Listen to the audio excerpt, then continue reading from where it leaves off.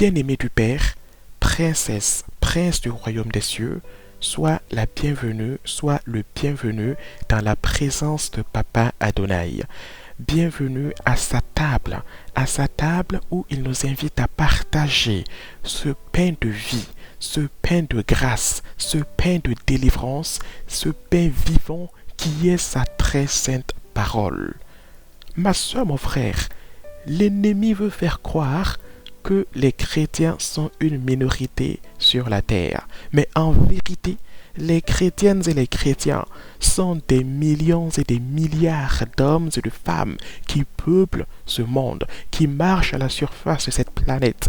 Nous sommes des milliards à avoir pour seul roi, ce magnifique, cet excellent sauveur et Seigneur qui est Jésus-Christ. Que le Père te bénisse en ces instants et que toute la gloire lui revienne à perpétuité. Il n'y a personne, bien-aimé du Père, qui puisse t'aimer autant que Dieu t'aime. Avant même que tes parents ne se rencontrent, avant même que tes parents ne se connaissent, Dieu t'avait déjà vu et connu d'avance. C'est pourquoi chaque jour que tu passes dans ce monde doit être pour toi un jour de reconnaissance, doit être pour toi un jour au cours duquel tu as confiance en ce Dieu. Ne regarde pas aux situations avec des yeux seulement naturels, mais regarde autour de toi, regarde ton environnement avec les yeux de ton cœur, c'est-à-dire avec les yeux que ton Seigneur, ton Dieu te donne, des yeux spirituels. Car en vérité, tu n'es ni abandonné, ni oublié, ni seul à la surface de cette terre, car celui qui t'a amené est l'architecte des architectes, l'ingénieur des ingénieurs, le designer par excellence, et il a tout planifié, tout prévu en ta faveur. Alors, ne baisse jamais les bras et regarde toujours à lui. Bien-aimé du Père, en n'oubliant pas donc cette vérité, en nous rappelant toujours donc de ces réalités, nous nous humilions devant ce Père merveilleux pour écouter ce qu'il veut nous partager en ces moments. C'est Dieu qui est sage par excellence, a validé ta venue sur la terre. Sache qu'il a déjà tout prévu et tout anticipé afin que tu lui donnes gloire.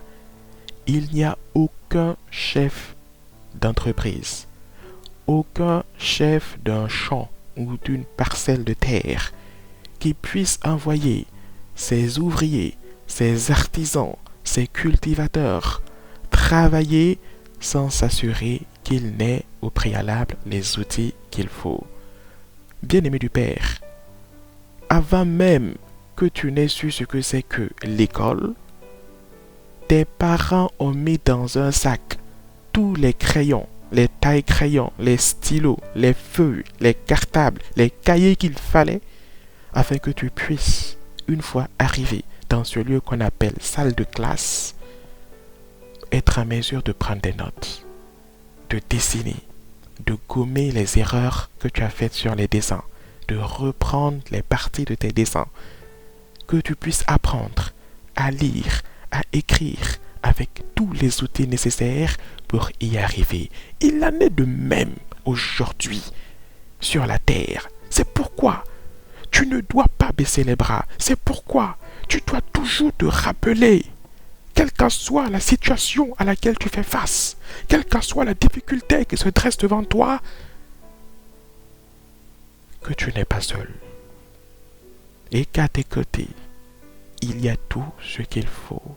Et qu'avec toi, il y a quelqu'un qui a tout pensé afin que tu sortes victorieux de ces situations, afin que tu sortes victorieux de ces temps difficiles, de ces temps particulièrement spécifiques,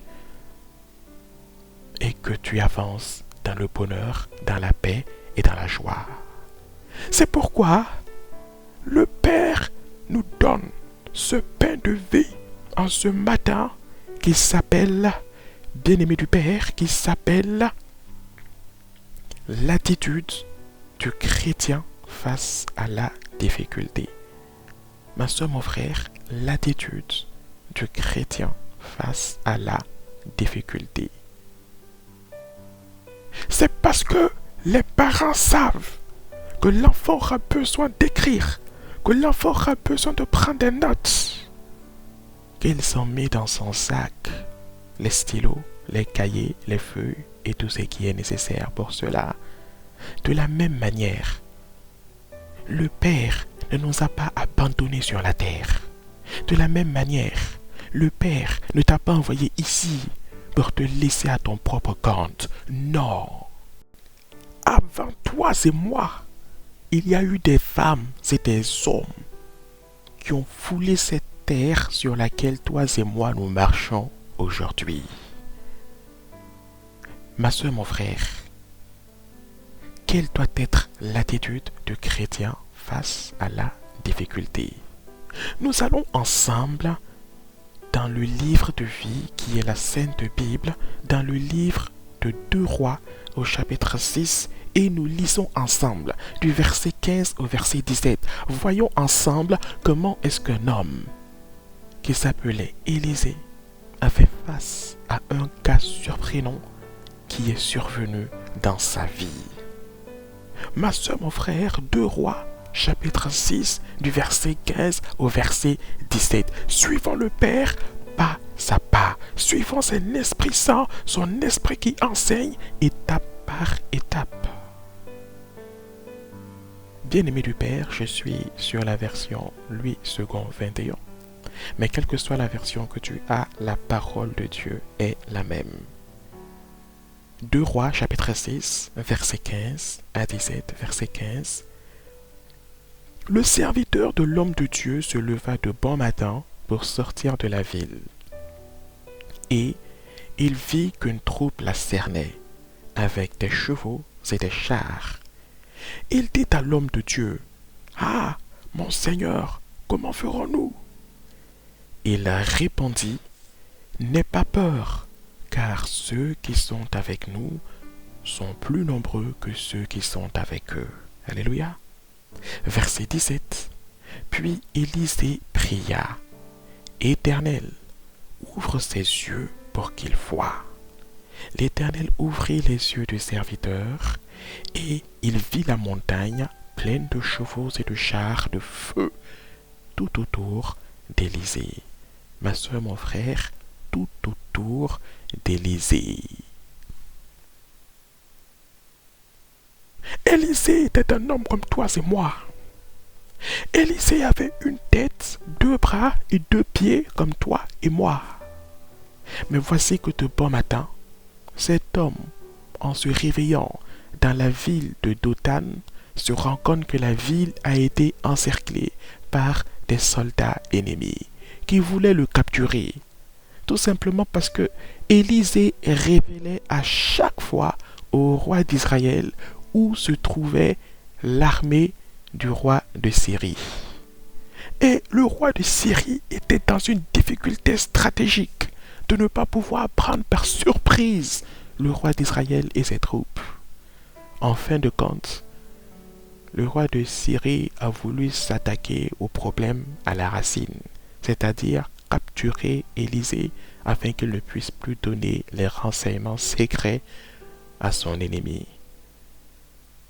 Élisée se lève et face à cette situation, face à cette difficulté, quelle attitude aura-t-il? Quelle attitude aura-t-il? Bien-aimé du Père, Élisée n'a pas été le seul sur la terre à faire face à des difficultés. Quand nous allons dans la parole du Père, nous nous rendons compte, ma soeur, mon frère, que Moïse a fait face à la mer Rouge. Lorsque Moïse est sorti d'Égypte avec le peuple, il a été confronté à un océan qu'il devait traverser. Il n'y avait ni bateau, ni pirogue en quantité pour traverser des milliers d'hommes, de femmes, d'enfants et de bétail. Bien-aimé du Père, Rahab à Jéricho, lorsqu'Israël est arrivé aux portes de Jéricho, Rahab a fait face à la destruction de Jéricho.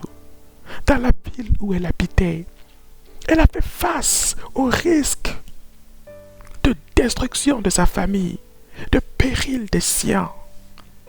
Ma sœur, mon frère, David a fait face à Goliath. David a fait face à ce géant qui était plus grand, plus imposant et qui semblait plus fort que lui. Oh, bien-aimé du Père, Anne, la mère du prophète Samuel, a fait face à la stérilité. Cette femme qui voulait enfanter, cette femme qui avait du mal à enfanter, cette femme qui était dans un foyer où elle avait une coépouse qui était mère, souffrait dans sa chair de la stérilité. Et par-dessus tout, Jésus, notre Seigneur, a fait face à la croix. Le Père sait que sur la terre, il arrivera des moments où tu feras face à des montagnes.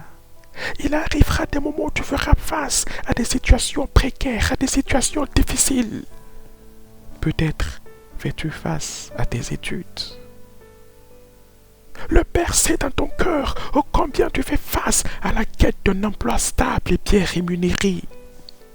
Le Père sait ô combien dans tes activités tu fais face à la quête d'un marché stable et bien profitable. Le Père sait, ma soeur, mon frère, dans ton cœur, dans tes nuits, sous ta couette, couché dans ton lit, sous ta couverture, ô combien tu fais face à la trahison d'un meilleur ami, à la trahison d'une sœur, d'un frère, de même père et de même mère. Le Père sait, jeune homme, jeune fille, ô combien tu fais face à la séduction du monde. Oui, toi qui es couché, le Père sait, ô combien tu fais face à la maladie, à cette épreuve qui te fatigue. Le Père le sait. Mais le Père ne t'a pas abandonné. Le Père ne t'a pas rejeté. Le Père sait ô combien dans ton cœur tu luttes. Et c'est pourquoi il t'a outillé en te tournant pour commencer ce message en ces instants que tu reçois, pour te rappeler que dans cette situation dans laquelle tu te trouves, tu n'es pas seul. Il est avec toi, il est à tes côtés. Tu ne tomberas pas. Et même si tu es déjà à terre, il te relèvera parce qu'il est avec toi. Le Père sait ô combien tu fais face à la culpabilité, à la quête de pardon. Bien-aimé du Père, ce même Père t'a dit qu'il ne t'a pas créé pour des projets de malheur, qu'il ne t'a pas créé pour des projets de destruction, mais qu'il t'a créé pour des projets de bonheur, afin que tu vives, que ton cœur se réjouisse, que tu sois rassasié de longs jours et que tu lui rendes grâce et gloire. Le Père te dit que lui en toi,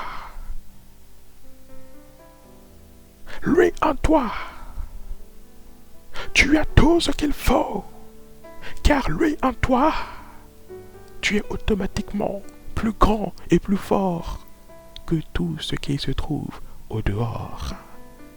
Alors, bien-aimé du Père, regardons à Dieu, regardons à notre Créateur. Dans toute situation difficile, tournons toujours les regards vers lui, comme Élisée a tourné les regards vers lui, comme Élisée a regardé à lui. Et c'est pourquoi Élisée a vu ce que son serviteur n'arrivait pas à voir. C'est pourquoi Élisée a eu la révélation, la perception pure et juste, tandis que son serviteur qui était à côté n'arrivait ni à voir ni à comprendre. Bien-aimé du Père, Laissons-nous porter par la grâce et par le courage que le Père met en nous en toutes ces situations compliquées. Ne résistons pas à son appel. Face à la mer Rouge, Moïse a gardé sa confiance en Dieu. Face à cet océan qui le séparait de la liberté, qui le séparait de la suite du chemin que Dieu avait tracé, Moïse n'a pas perdu confiance en Dieu. Dieu sait que ce n'est pas simple, mais il est là pour t'encourager, il est là pour te fortifier. Laisse-le te remplir, laisse-le te combler de son courage. Ne résiste pas, ne te dis pas ces pensées qui me viennent à l'esprit sont des pensées fausses. Ne te dis pas ces paroles que j'entends à moi sont des paroles inutiles. Laisse ces pensées, ces paroles te porter. Comme Moïse s'est laissé porter. Et quand Dieu lui a dit tends le bâton sur cette mer, il a obéi, il a tendu le bâton. Et l'inimaginable, ce qu'on n'avait jamais vu sur la terre s'est produit. L'eau s'est fendillée en deux, un chemin s'est ouvert afin que le peuple puisse le traverser à pied sec. Moïse ignorait ce qui allait arriver lorsqu'il aurait tendu son bâton, comme Dieu lui avait dit. Il a simplement obéi. Le Père sait que ce n'est pas simple pour toi, mais il te dit, je suis et je serai toujours là pour te soutenir et te relever. David, face à Goliath, s'est senti rempli d'un esprit de courage. Il s'est senti rempli d'un esprit de force.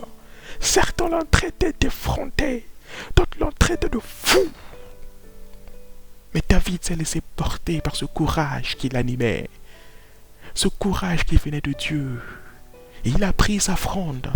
Il n'a pas réfléchi à la taille que faisait Goliath. Il ne s'est pas souvenu des paroles que les gens lui ont dit autour de lui.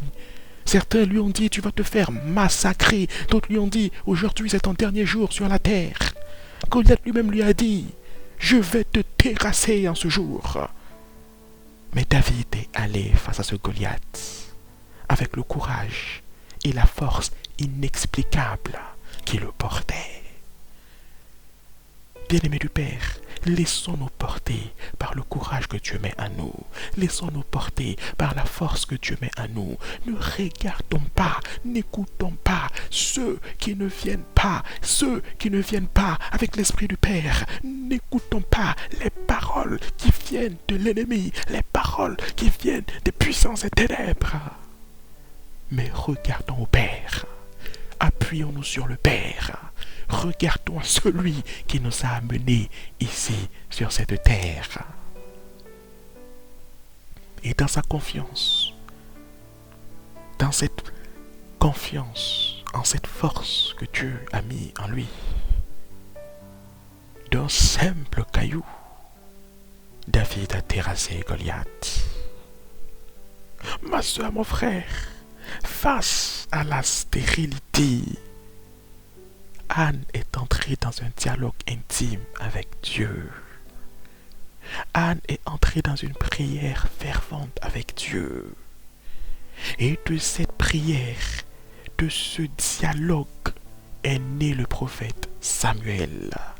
Lorsqu'elle a quitté ce lieu de prière, lorsqu'elle est descendue de Silo, ma soeur, mon frère, elle y est retournée l'année suivante avec un enfant. Bien-aimés du Père, ne nous laissons pas distraire, ne nous laissons pas décourager, ne nous laissons pas abattre. Face à la croix, le Seigneur Jésus, bien qu'il était le Fils de Dieu, bien qu'il était préposé et qu'il a accepté sa mission depuis le jardin d'Éden, de venir sur la terre racheter l'homme au prix de sa vie. Aller à la croix n'était pas facile. Se laisser marcher, cracher dessus, frappé, crucifié n'était pas facile. Face à la croix, il a prié. Il s'est laissé encourager par les anges que Dieu a envoyés pour le fortifier. Il n'a pas regardé il n'a pas regardé dans la direction opposée pour prendre la fuite, pour s'en aller. Il ne s'est pas laissé tenter par Satan. Il n'a pas cédé, bien-aimé du Père. Il est resté accroché dans la prière, jusqu'à ce qu'il ait accompli l'œuvre que le Seigneur lui avait demandée. Aujourd'hui, il est ressuscité et il est assis à la droite de Dieu, notre Père céleste. Ma soeur, mon frère, suivons toujours le Père. Marchons toujours avec lui. N'appliquons pas l'exemple de Jéroboam. Jéroboam, le roi que Dieu avait mis à la tête d'Israël, au moment où le peuple était divisé en deux et qu'on avait deux royaumes, celui de Juda et d'Israël. Dieu a mis à la tête d'Israël un homme du nom de Jéroboam. Mais l'homme, Jéroboam, a eu tellement peur de voir le peuple aller dans le territoire de Juda pour adorer Dieu au temple de Jérusalem, qu'il a fabriqué des veaux d'or, des idoles, pour que le peuple reste avec lui dans le territoire d'Israël, de craindre que ce peuple, en allant dans le territoire de Juda pour adorer Dieu, ne finisse par prêter allégeance au roi de Juda. Sa peur, sa crainte, sans fondement, sans racine véritable, insufflée par l'ennemi qui lui voulait du mal, l'a poussé et l'a conduit sur le mauvais chemin. Et de cette crainte est née des œuvres qui l'ont conduit à la destruction. Celui qui te veut du mal, c'est l'ennemi. Celui qui te veut du mal, c'est le diable. Mais celui qui te veut du bien, c'est ton Dieu, ton Père et ton Créateur, qui a pensé toute ta vie avant même de t'amener ici dans ce monde. Il a regardé ta vie comme quand il a regardé cette création qu'il avait tirée de la terre. Il a regardé tout comme il t'a regardé. Il t'a observé. Il a reculé de gauche à droite comme un peintre prend du recul pour observer sa peinture et voir où est-ce qu'il y a des zones à rectifier, à corriger avant de valider son œuvre, avant de souffler dans les narines de cette œuvre tirée de la terre qui a pris vie mais qu'il a nommée Adam. Il a agi de même vis-à-vis de toi avant de reculer, de t'observer et de dire oui, tu peux maintenant aller sur la terre. Et te voici aujourd'hui en train d'écouter ce message qu'il t'adresse. Qu'il t'adresse pour t'encourager, qu'il t'adresse pour t'édifier, qu'il t'adresse pour te fortifier, qu'il t'adresse pour te dire n'aie pas peur, ne crains pas, ne te soucie pas, car il est avec toi. Garde la bonne attitude qui vient de lui face à la difficulté, car tu triompheras, car tu vaincras, car tu réussiras. Alléluia. Bien-aimé du Père, que le Père te bénisse abondamment. Tel est le message qu'il avait prévu pour nous en ces instants et en ces moments. Que le Père te bénisse, que le Père te fortifie, que le Père ne cesse point de renouveler tes forces constamment et de te conduire de victoire en victoire et de succès en succès. Bien-aimé du Père, l'attitude du chrétien face à la difficulté. Tel est le pain de vie que le Père avait prévu pour nous en ces moments. Que toute la grâce et que toute la gloire te reviennent, ô Père, et que tout à nous, nous cessons de marcher dans ta volonté, de te donner honneur, louange et gloire. Seigneur, bénis ton peuple sur toute la terre. Soutiens-le, fortifie-le, renouvelle ses forces, je t'en supplie. Et permets-nous encore de nous retrouver dans les temps et dans les moments à venir pour recevoir de toi la parole de vie qui s'écoule de ton cœur de Père, de ce cœur qui bat d'amour pour nous au quotidien, afin que tout à nous fasse pour toujours ta fierté, ta gloire et ta joie. Au nom de Jésus-Christ de Nazareth, Amen.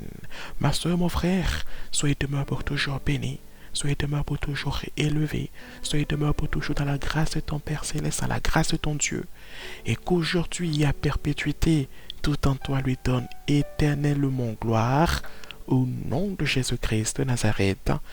Amen.